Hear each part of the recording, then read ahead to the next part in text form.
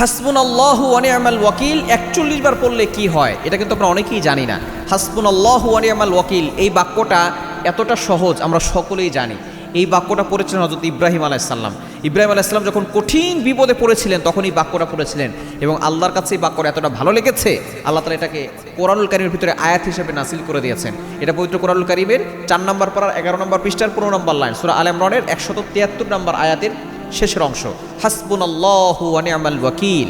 হযরত ইব্রাহিম আলাইহিস সালাম নমরুদ যখন তাকে আগুনে নিক্ষেপ করেছিল, হযরত ইব্রাহিম আলাইহিস সালাম তখন তিনি কোনো কারো কাছে সাহায্য চান নাই। তিনি চিন্তা করেছেন আমার রব সব কিছু জানেন, আমার রব সব কিছু দেখছেন। তিনি বলেছেন হাসবুনাল্লাহু ওয়া নি'মাল ওয়াকিল, আমার আল্লাহ আমার জন্য যথেষ্ট। আল্লাহ পাক রব্বুল আলামিন সাথে সাথে সাহায্য পাঠালেন।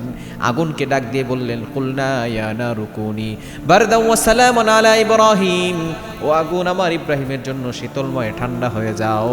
আগুন মানুষকে জ্বালিয়ে দেয়, পুড়িয়ে দেয়, কিন্তু ইব্রাহিম আলাইহিস সালামের একটা পশমও জ্বালাতে পারে নাই। সুতরাং এই দোয়াটা যদি আপনি পড়েন 1 নাম্বার আপনার বিপদ দূর হয়ে যাবে। যত বড় ধরনের বিপদ হোক না কেন, চিন্তা করেছেন ইব্রাহিম আলাইহিস সালাম কত বড় বিপদে পড়েছেন। ইব্রাহিম আলাইহিস সালাম যদি মুক্তি পেতে পারেন আল্লাহ তাআলা আপনাকে মুক্তি করবে। সে আল্লাহর শক্তি এখনো আছে, এটা কোরআনের আয়াত।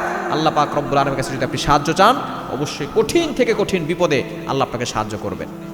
অভাবে পড়ে গেছেন, আপনি হাসবুনাল্লাহু ওয়া নি'মাল ওয়াকিল 41 বার পড়ে আল্লাহর কাছে দোয়া করেন।